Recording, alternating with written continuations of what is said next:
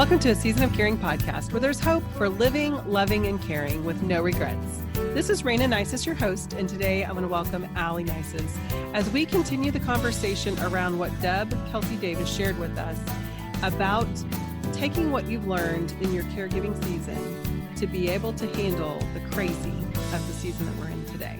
Welcome, Aly. It's great to have you here today. It's good to be here.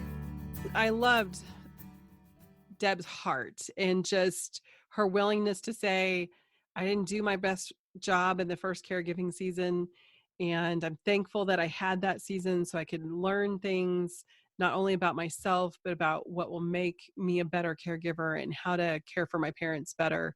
I could really relate to that. I know the caregiving season with my mom was a long time ago, and I didn't know much. I was a lot younger, but I'm thankful for the things that I did learn in that season and how I was able to then use those things in caring for my dad. It was great to hear her heart of, I didn't do it all right. Yeah, I liked that too. I liked that she was upfront and honest about it. Like, hey, I messed up and it's okay. I loved that because we don't do that. I don't do that. And so it almost startled me each time she said it. I wasn't very good at that, but it was really neat to hear that because we only learn and grow when we're willing to admit when we didn't do it well. Yeah, I agree. Also liked that she talked about the things that caregivers have in this tool chest that we all kind of learn just by being caregivers, and how those things can kind of help us through this chaotic world that we're kind of living in right now. You know, she talks about how as caregivers, every day is not the same. You kind of learn how to deal with that chaos and go with the flow more and kind of just being more flexible, and how that can help dealing with the everyday changes that are happening on the news and in our daily lives. It's a unique season. We've not experienced anything like this before. And most people are just scrambling and struggling to deal with all of the changes that are happening. But I love the fact that as caregivers, we do have so many more tools in our toolbox to handle chaos because routine and rhythm are soothing for us and we love that, but they aren't standard in a caregiving season. And so the tools that you have that have helped you find the rhythm and helped you find the peace in your chaos of caregiving seasons can be that will help you now. We're all trying to find our feet. We're all trying to reestablish those routines and figure out what exactly we need to be doing to take care of the people that we love right now. The chaos of the world is affecting us. We do know what things bring us peace, what things help us stay sane, what things do not work. Being able to dig in that toolbox and really find those tools can really make a big difference. And I think the pivot that needs to happen right now is we know how to do this. So let's figure it out. Let's not that we can keep doing what we've always been doing just because we're already isolated. We are being impacted. As caregivers, you don't have the same support. You don't have the options of the same support because so many people are staying home. But you do have some choices as you're trying to make the decisions. If it makes sense to have people coming into your home and helping to care for your loved one, it might not always make sense. You might want to limit the number of people you have coming in. But at the same time, you have to take care of you as well. So knowing when to say, no, I need this support, really important.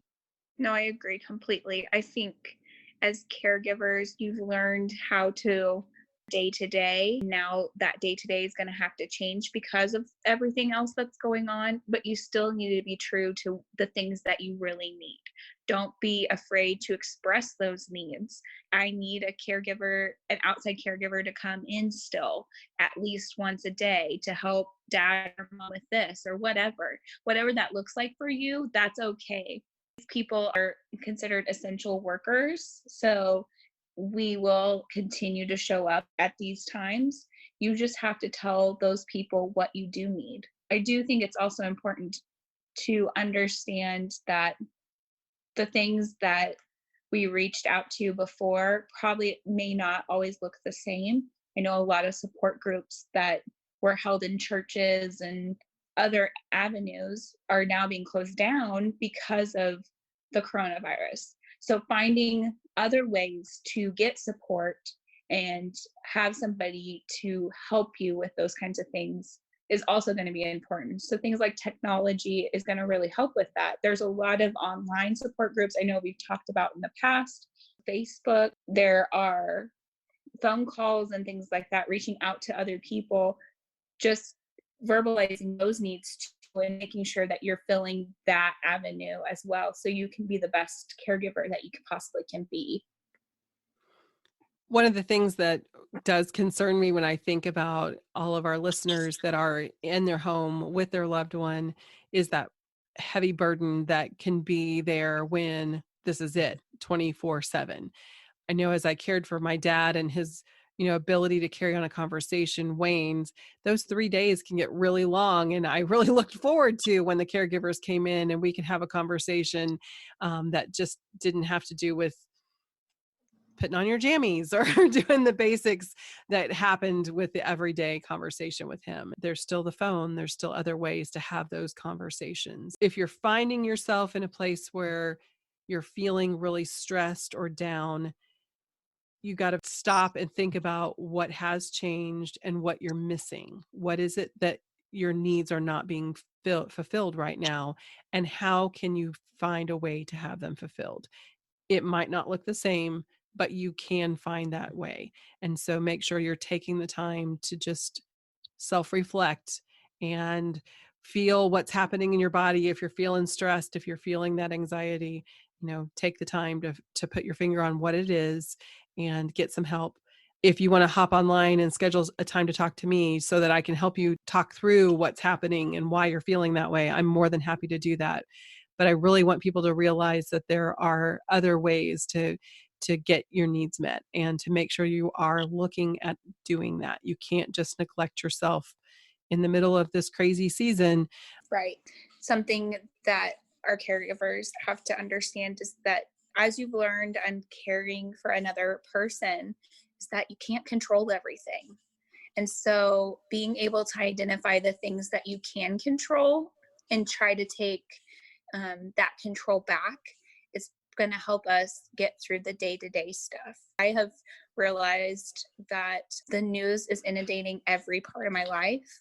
So I get a lot of emails and Facebook invitations and the newest guidelines and with all of the current updates on coronavirus and what's happening and the newest numbers. And it was overwhelming. So I had to limit my access to those things because I can't control what's happening outside of my own home, but I can control that part.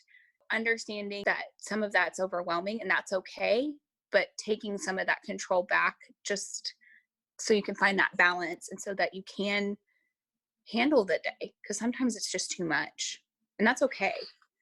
It is. I've enjoyed Hallmark movies recently and picking up a book, listening to music, a lot of other things that can just eliminate what's happening. It's there whether we pay attention to it or not, and we certainly don't need to pay attention to it 24/7. So, great suggestion. 100%.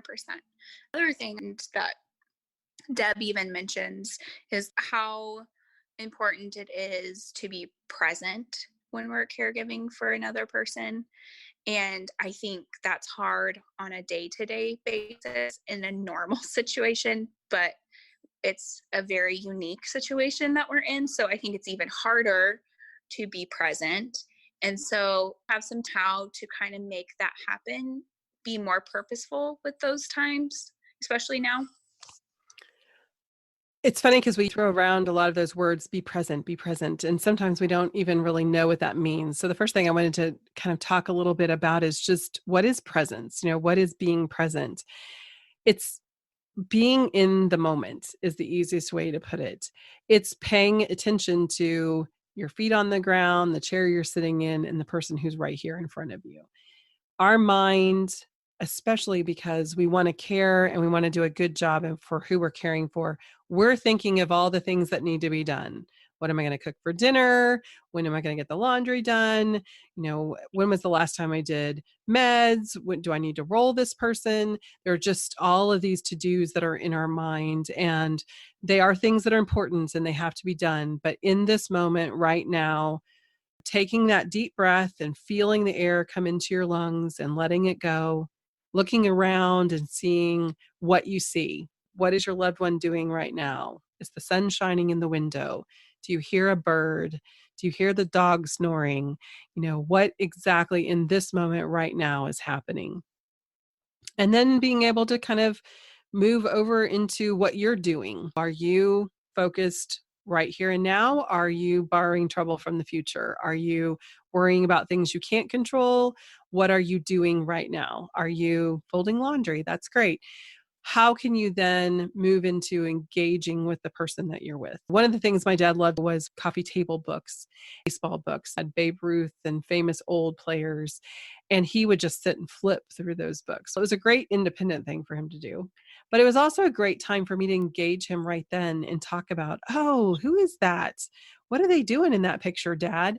And getting him to tell stories, because oftentimes looking at that picture would then bring him into his own story about, I remember when I did this or that, and he would tell me about a ball game. And that engagement is being present right there with him, listening to his story, watching him smile, seeing the sparkle in his eye, just noticing the little things that are happening right here and right now. Like Deb mentioned, the fingernail polish on her mother-in-law, Eva. It brought a smile to her face to see those fingernails, even in the midst of that sorrow of having her gone. There was still that glimmer of reminder of what fun they had had while they were doing that. So being present is an important part of living, loving, and learning in that caring, how to be present in the middle of it. Because really, those moments of being present are what lets us look back without regret, because we have those things to cherish and they are precious. And there are only as many of them as we intentionally create, because there's always a million things to do. So taking the time to create those moments, to feel your breath, to think about what's going on around me, what am I doing, and how can I engage the person that I love? We can't do it 24/7. We can't even do it 3 hours out of the day, probably. But it's those little moments of time when we do think about it once they're gone. So it's important to do. Not easy, but really important. I agree completely. And I love how the fingernails and how that still brings a smile to Deb's face when she thinks about it, and the laughter and all of that. As I work with terminally ill patients, and so we talk a lot about that. Just alone with my patients, even, they'll talk about the little memories that they remember. And it's simple things, the dew on the grass or the smell of cut lawn, the way that their child used to laugh when they did certain things. Those are the memories that we hold on to. It's not the big life moments usually. It's the small little things that make it easier when that journey's over, and when you've walked your family all the way home. That's going to make it easier for you to grieve and have those memories. So true. And I think another thing that you just said that's so important is having the conversation with the person that you're caring for. We avoid sometimes just talking about the hard stuff with the person that we're caring for. And I know in my situation, my dad was limited. We didn't always know what was getting through. But if we didn't ask, we would never know. And I think asking the person that we're caring for, especially in this unique season where there seems to be so much chaos and concern about the future and what's going to happen, I can imagine it would be easy to just avoid the subjects and not really think about how the person that we're caring for is handling it, what they know, what they understand. But it seems like to me it'd be pretty important. No, I agree. And I think that's also part of being present, is just identifying that whoever we're caring for also has needs and concerns and fears. understanding and kind of meeting them where they're at with those things. Uh, I know with this virus and everything that's on the news, it's freaking people out.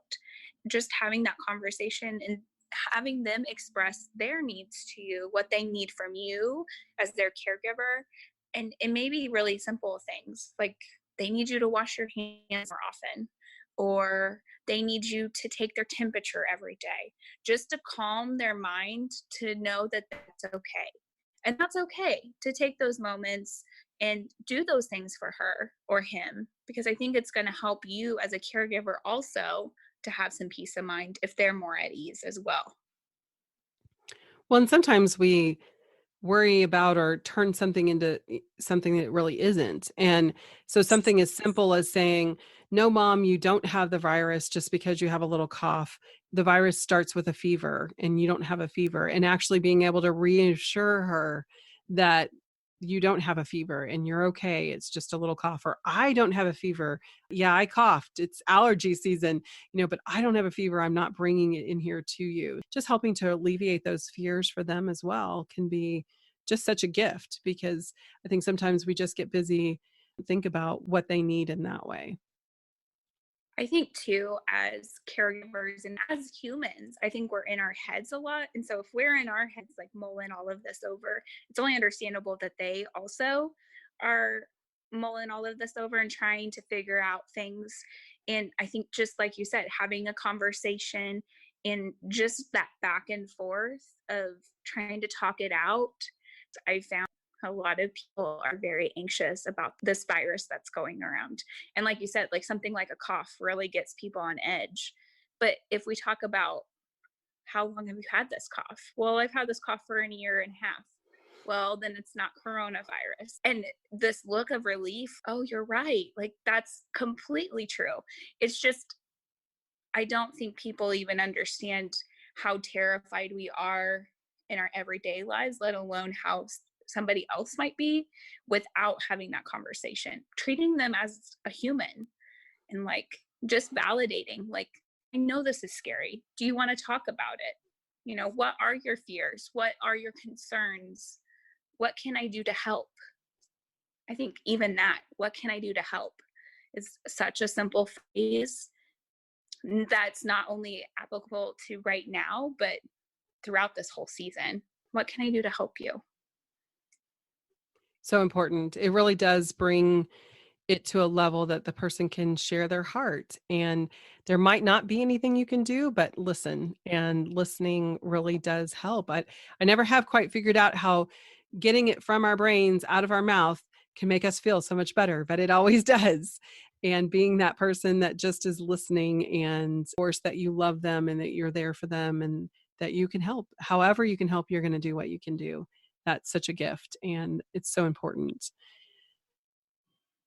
As we listen to our loved one that we're caring for and their needs, one of the things that it reminded me of was the conversation with Deb when we got to talking about how saying no opens the door for other people to say yes. And my situation of bringing other people in, how it helped my dad and it gave him different personality and different people to be around.